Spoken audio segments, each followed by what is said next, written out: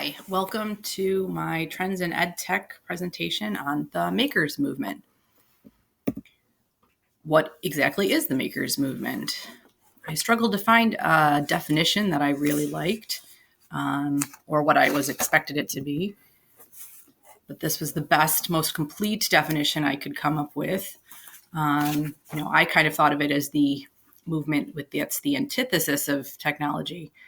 But it turns out a lot of that movement to go back to some of these older traditions that we think are lost have been reignited by the tech industry.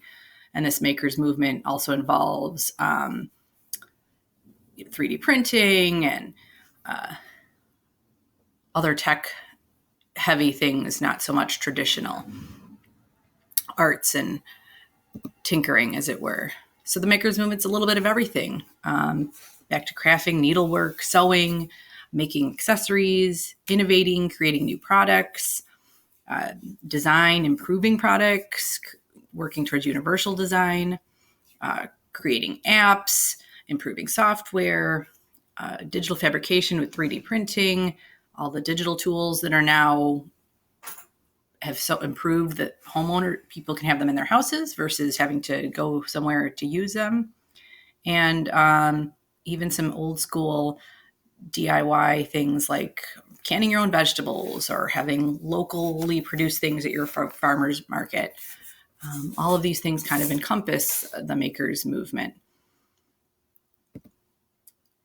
The makers movement has been, kept going by a lot of tech things like the development of Etsy, where people can sell their products, Pinterest, people can find ideas, social media platforms, sharing the products that you've made on Instagram, Facebook, having people reach out that way to buy. Other websites where people can easily sell or raise money for their products. And they've kept going. A lot of libraries are now having maker spaces that people can come and use. Has their own magazine, huge maker fairs across the country that people have kind of come together to make this community where it's not just people tinkering alone in their garages, but they've come together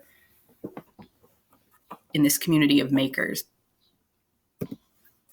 What does the maker movement mean for schools? And a lot of this technology and these ideas can be utilized in classrooms. It's active learning, which is something all teachers strive for. We want everybody to be engaged and working together, and a makers movement in the schools is one way to accomplish that. We'll talk about why it's not a perfect system for schools in a few slides here, but why should we have it in our schools? Well, it's all STEAM: science, technology, engineering, arts, and math.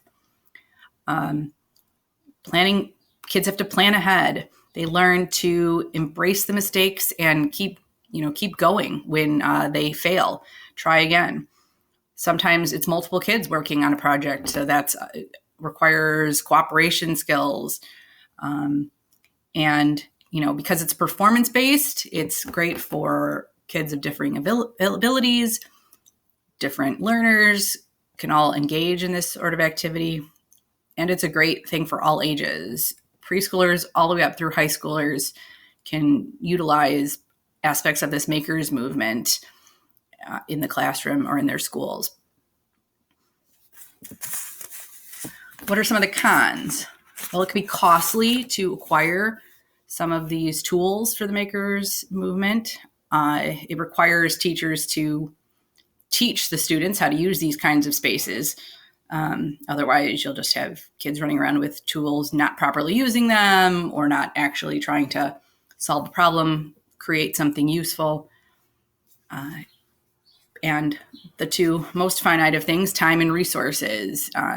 Is there time in the school day? Is there time to set these things up and make it happen? Can we getting staff on board, seeing that this is a useful tool to have in their classrooms and to utilize. I think a lot of people do see that active learning is important, but I think it could also be a challenge doing this in a large scale. I have a feeling that, there are probably some classes, say in science or math class, that could maybe utilize this in a smaller scale versus a whole school-wide activity. But there are so many great things that come about with active learning and using all parts of our brain and working together to create things with this makers movement that is slowly moving its way into schools. At the bottom, there's some additional resources if you'd like to learn a little bit more about the makers movement. Thanks.